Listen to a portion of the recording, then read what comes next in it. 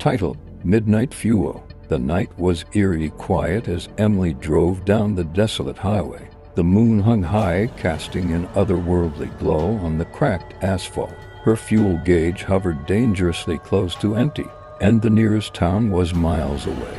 Just as she began to worry, a flickering neon sign appeared in the distance.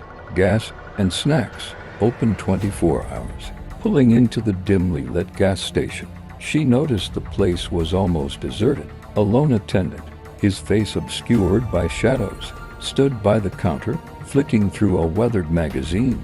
Emily filled her tank, the sound of the pump echoing in the stillness. The silence was broken only by the occasional rustle of leaves and the distant howl of the wind. As she walked inside to pay, the atmosphere shifted. The fluorescent lights buzzed ominously, and the hair on the back of her neck stood up. The only other customer was a man in a tattered jacket, staring blankly at the shelves of snacks.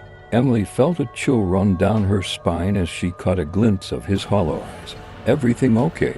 she asked the attendant, trying to shake off her unease. "Just a quiet night," he replied, his voice low and gravelly, sending shivers through her.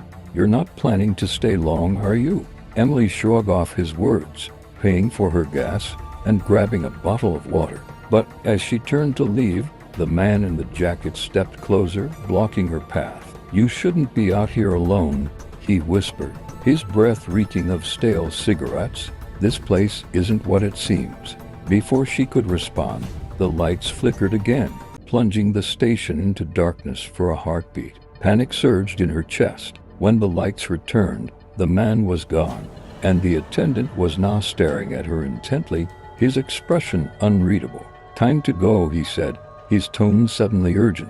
"You don't want to be here when the sun goes down." Heart racing, Emily bolted for her car, fumbling with her keys. The engine roared to life, but as she glanced back, she saw the man reappear, standing at the edge of the gas station, his face twisted in a manic grin.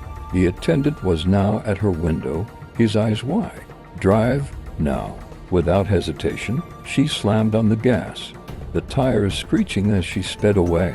The gas station receded in her rearview mirror, the flickering neon sign fading into the darkness. But just as relief washed over her, she heard a soft whisper from the back seat. "Welcome to your nightmare." Emily's heart sank. She hadn't been alone after all.